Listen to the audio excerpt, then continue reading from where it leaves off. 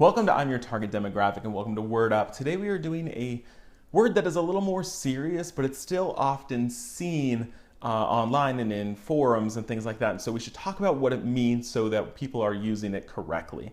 And the word is triggered. Triggered means when someone becomes emotionally or psychologically affected by something they see, hear, or experience. This response is usually due to past experiences of a similar sort. This actually originated as something called a trauma trigger as far back as 1918, usually in regards to post-traumatic stress disorder. So they were noticing when soldiers would come back from war that there would be certain triggers that would remind them of these tragic things that they went through. And so those things were called trauma triggers. And so they would say that a veteran would be triggered by loud noises, cars backfiring, things like that would be triggers.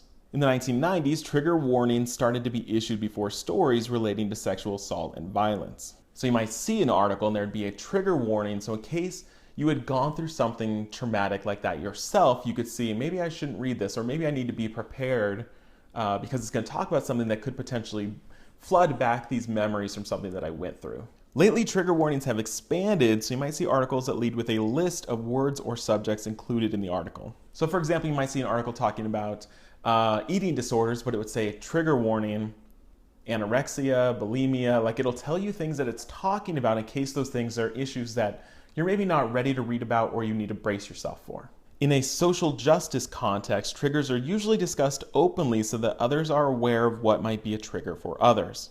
Now here is probably the most important part of this video for you to understand. Triggers are legitimate.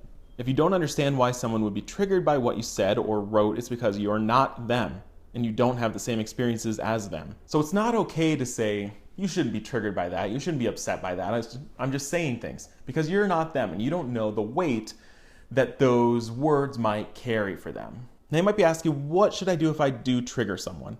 First off, you should just apologize. Sometimes you may trigger someone without, it's not intentional. So apologize, and if it's something you said that you don't really know how to correct, you can always try to ask or do some research and try to figure out what would be a better way to say that, what's a better term. So maybe it's a word you use that you didn't know was potentially offensive or triggering to someone. So you can look into how to potentially correct your behaviors and not trigger others in the future.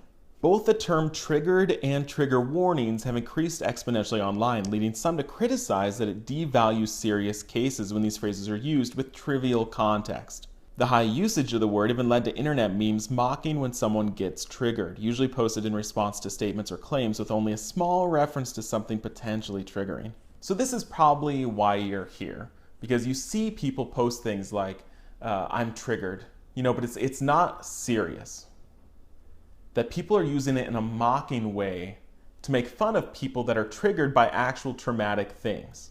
So before you go out and hop on this bandwagon of saying like, oh, this is funny to say I'm triggered by something that's so trivial, just don't be that person. But those people are mocking it because people often use it maybe in a way that is trivial. So a veteran that has triggers that are serious and traumatic is different than they're out of pumpkin spice latte and so I'm triggered. People say things like that devalues when it's said in a real authentic way. So you need to be careful when you use it. You shouldn't use it trivially and you shouldn't use it mockingly. Being triggered is a real thing. By overusing the term in a trivial context or by using the term jokingly, you're ignoring actual traumas that have occurred to people and traumatic reactions they must live with.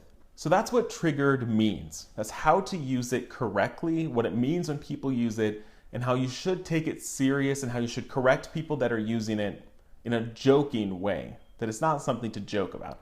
So that's what triggered means. Hopefully this was helpful and interesting. If there's other phrases or terms you see online and you're like, I don't know what that means, let me know and I'll do my best to cover it on another episode of Word Up.